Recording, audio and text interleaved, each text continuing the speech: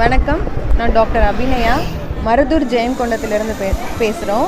இன்றைக்கி எனக்கு வளையலணி விழா நடந்துகிட்ருக்கு. ரிட்டன் கிஃப்டாக பேக் பாக்ஸ் அப்படின்னு எல்லோரும் கொடுக்குறது வழக்கம். இப்போது விவசாயிகள் இந்த தர்பூசணியில் ரசாயனம் கலக்குது அப்படிங்கிறதுனால நிறைய பாதிக்கப்பட்டதுனால அப்பாவோட ஆலோசனைப்படி வர்ற எல்லாருக்கும் நம்ம ஏன் தர்பூசணி கொடுக்கக்கூடாது அப்படின்னு நாங்கள் இன்றைக்கி எல்லாருக்கும் அதை கொடுத்துக்கிட்டு இருக்கோம். இதை ஒரு எடுத்துக்காட்டாக எடுத்துக்கிட்டு எல்லாரும் அந்தந்த நேரத்துக்கு என்ன விவசாய பொருள் விளைபொருள் நிலையுதோ அதை ஒரு ரிட்டன் கிஃப்டாக எல்லாருக்கும் கொடுத்து விவசாயிகளை மகிழ்விச்சா நல்லா இருக்கும்னு நம்புகிறோம். என்னுடைய பெயர் சிங்காரவேலன். நான் ராஜமன்னார்குடியில் இருக்கேன். எங்கள் பாப்பா ஜெயங்கொண்டம் பக்கத்தில் மருதூரில் கட்டி கொடுத்துருக்கேன். எங்கள் பாப்பாவுக்கு இன்றைக்கி வளையலணி விழா.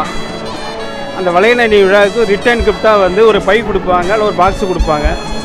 நாம் ஒரு வித்தியாசமாக விவசாயிகள் இந்த தர்பூசணியில் ஊசி போட்டு பாய்சன் இருக்குதுன்னு சொல்லி அந்த வியாபாரிகள் கஷ்டப்படுறதை உணர்ந்து என்னுடைய மாநில விவசாய சங்க தலைவர் பிஆர் பாண்டியன் அவர் என்கிட்ட இந்த கருத்தை சொன்னார். சரி, இந்த ரிட்டர்ன் கிஃப்டில் ஒரு தர்பூசணியும் கொடுப்போமே அப்படின்னு சொல்லிவிட்டு இன்றைக்கி தெற்குப்பட்டியில் ஸ்ரீராம் திருமண மண்டபத்தில் என்னுடைய மகள் வளையலணி விழாவில் ஒரு 650 தர்பூசணி பழத்தை ரிட்டர்ன் கிஃப்டாக கொடுத்துட்ருக்கோம்.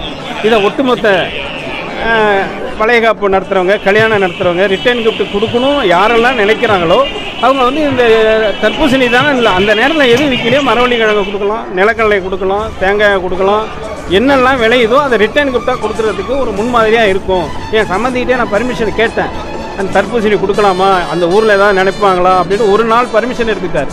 கேட்டுக்கிட்டு 4 பேர்த்த கேட்டுக்கிட்டு கொடுக்கலாம் அப்படின்னாங்க. அதுபோல் கொடுத்தா நம்ம தவறாக இருக்குமோ அப்படின்லாம் நினைக்கிறாங்க. அதனால் இதை கொடுக்கணும், விளைபொருளும் கொடுக்கணும். விவசாயி விளைவிக்கிற பொருளை மக்கள்கிட்ட கொடுக்கணும். நெல் அரிசி கூட 2 படியை போட்டு கொடுக்கணும். அது யூஸ்ஃபுல்லாக இருக்குது. இப்போ பார்த்தீங்கன்னா வீட்டுக்கு வீடு சில்வர் பிளேட் கொல்ல பக்கம் கிடக்கு, புளியாமரத்தில் கிடக்கு. இப்போ நானும் இன்றைக்கி கொடுக்கலன்னா அது சொசைட்டியில் கௌரவ பிரச்சனை ஏற்படும். அதுவும் கொடுக்குறேன். ஆனால் இந்த விளைபொருளை கொடுக்கணும் அப்படிங்கிற ஒரு விழிப்புணர்வுக்காக கொடுக்குறேன். இதில் என் பொண்ணு டாக்டர் படிச்சிருக்காங்க, மாப்பிள்ளையும் டாக்டர் படிச்சிருக்காங்க. இந்த நிகழ்ச்சியை கடை திறக்கிறாங்கல்ல அவங்கெல்லாம் பெரிய பெரிய ஜவுளி நிறுவனம்லாம் வழங்கணும் அப்படின்னு ரொம்ப ஆசைப்படுறேன். இது உங்கள் மூலமாக அந்த தொலைக்காட்சி நண்பர்கள் மூலமாக அந்த செய்தி சென்றடையன்னு நினைக்கிறேன். இன்னொரு இடத்துல நடந்துட்டுனா நான் ஜெயிச்சுட்டேன்னு அர்த்தம், நடக்கலைன்னா நான் தோற்றுட்டேன்னு அர்த்தம். நன்றி.